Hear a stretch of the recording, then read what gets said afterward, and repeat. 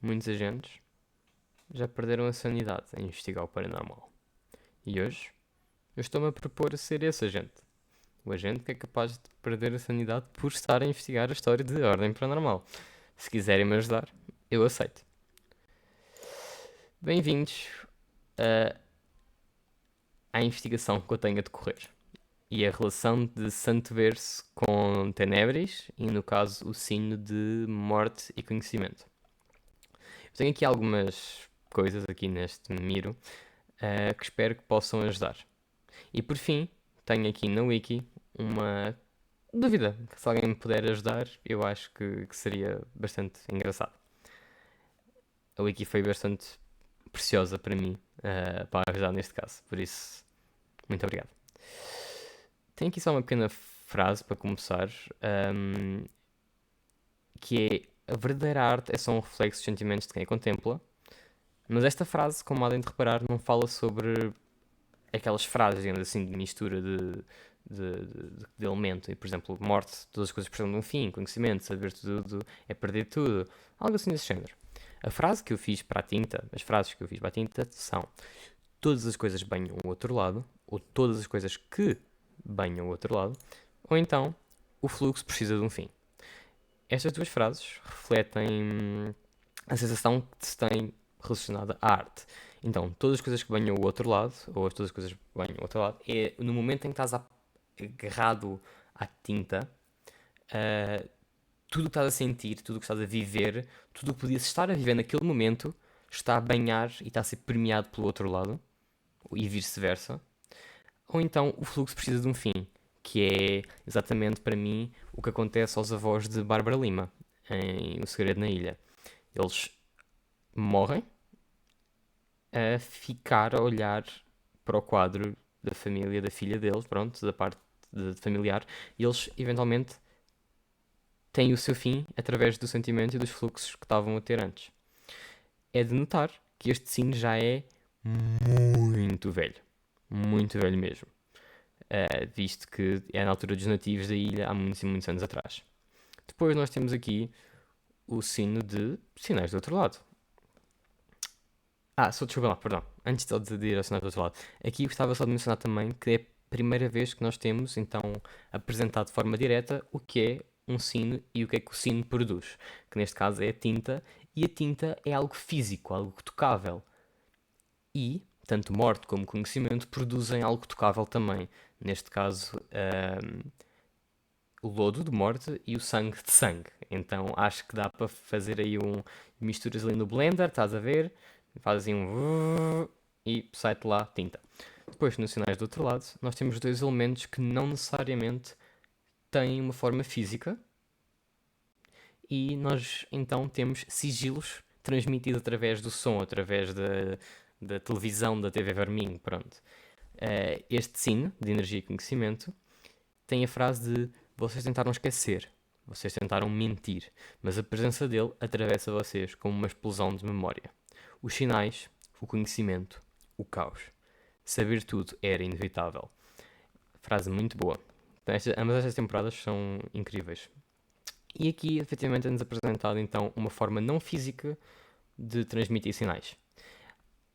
Há de sinalizar também que nenhuma ahm, destas destes sinos, digamos assim, tinham uma criatura muito forte com elas. Pronto, o estrangeiro é forte, mas eu quero dizer, não tinham uma relíquia com elas.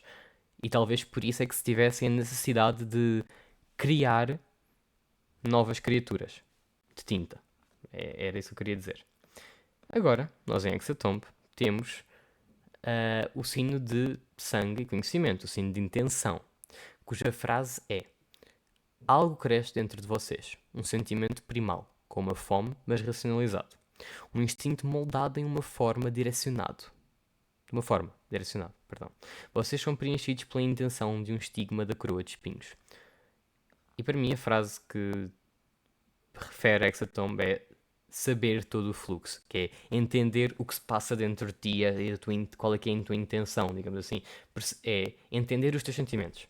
Acho que saber todo o fluxo representa bastante bem isso. Apenas uma pequena parte, eu gosto muito dos detalhes à volta de cada sino. Então, por exemplo, aqui tem estes chifrezinhos em cima, que eu não sei se é para fazer alguma referência à parte divina de Deus da morte e Diabo, não sei se é alguma coisa assim. Estou meio confuso porque é que são estes três coisinhos aqui dos alheios. Se alguém souber, por favor, que me diga. Ahm, e aqui o sino de intenção com tudo, todos estes espinhos é muito bom. Muito bom mesmo. Inicialmente ainda achei que pudesse ser tipo a ordem que eles foram criados, 2, 3, 4, 5, mas este sino simplesmente anula isso. Complicado. O que é que este sino cria, por sinal? O sino de Hexatombe. O sino de Hexatombe cria estigmas. Estigmas são sigilos alterados pelo sangue. A temporada toda de Hexatombe passa-se num sítio banhado de sangue. Parece que o sino criou este local. Um local predominado pelo sangue, mas moldado pelas regras de conhecimento. E nós não vemos, de forma direta, o que é que este sino realmente cria até ao último momento, que é, então, aquele estigma. Eu acredito que Santo Berço explique perfeitamente o sino e o que é que ele cria, digamos assim. Perdão. Então, coisas que fazem, que pertencem a O Segredo na Floresta, que eu sinto que fazem mais sentido se forem um local que representa a junção com o elemento de conhecimento, então um sino de tenebres, ou e que precisamente assim que morte apenas sozinha não conseguiria. Então, temos os cristais de calor e de frio, os cristais vermelhos e aqueles azuis. Nenhum deles realmente era um efeito real, porque morte não consegue criar isso. No entanto, todos transmitiam-te esta ideia de que assim era. Nós sabemos também que o labirinto infinito era de medo. Um medo puro. Um medo que a mim me parece que fazia perfeito sentido se tivesse um sino do outro lado, um sino de Tenebris, um sino deste local que para mim representa tão bem o medo, junto a eles. Depois nós temos que a Anin e a Lorderte viraram uma criatura cujo o lodo tinha poderes hipnóticos de conhecimento. Quando o Joe e a Liz tocaram naquela criatura, naquela gosma, naquela criatura toda estranha, eles começaram a achar que estavam a ficar melhor de cabeça e na realidade estavam a ficar muito pior. Isso não é efeito de morte. Isso não é um efeito lodo. Mas isso é um efeito de conhecimento e as suas ilusões.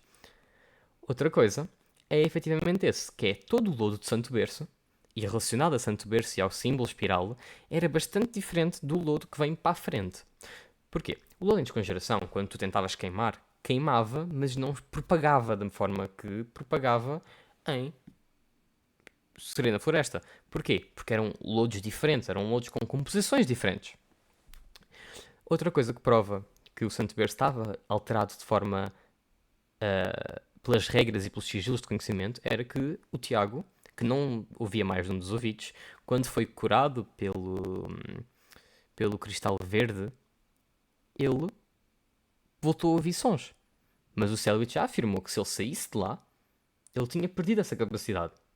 Ele não ouvia mesmo, era apenas uma ilusão. Há um outro detalhe também, que é o cristal preto. O cristal preto de lodo, para mim, representa, se calhar da melhor forma possível, essa união. A união de conhecimento e morte. Que ao tocares no cristal, tu perdias a tua identidade sozinho. Tu passavas a ser um com o Santo Verso. O mesmo, a sensação de ser um que é mencionado em os sinais do outro lado. A sensação de ser um só.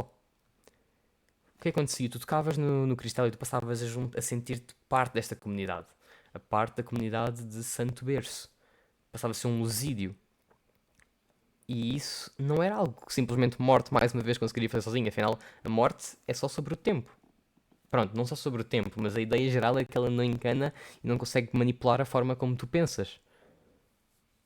E o cristal consegue. O cristal é a morte junta dessa ideia de propagar e de união e alterar a tua percepção geral das coisas. Todas as coisas perdem tudo, para mim, representa Santo Berço, de certa forma, porque inevitavelmente ele vai colapsar sobre si mesmo, como nós vimos nos estudos da Eva Van Gloss. Ela estudou bastante sobre o assunto e encontrou uma, uma cidade, uma zona ruína, que foi arruinada, e tudo que indicava, ela colapsou sobre si. Ela, eventualmente, o tempo passou tão rápido naquela região que ela foi engolida por ela mesma e, no fim, cessou de existir. Ou então, também saber tudo é precisar de um fim, porque quando tu tocas no cristal, tu percebes o que se passa à tua volta, mas juntas-te a esse algo. E a única forma de seres realmente livre das amarras dessa união é quando morres. No geral, esta é a minha defesa. O diabo também estava em Hexatombe e era essa união de sangue, conhecimento e medo. E nós temos o próprio Deus da Morte, que é visto como é que é conhecido também como o parasita, não é? De acordo com o Senhor da Floresta. E este parasita e Deus da Morte, tudo, também é a união de morte, conhecimento e medo.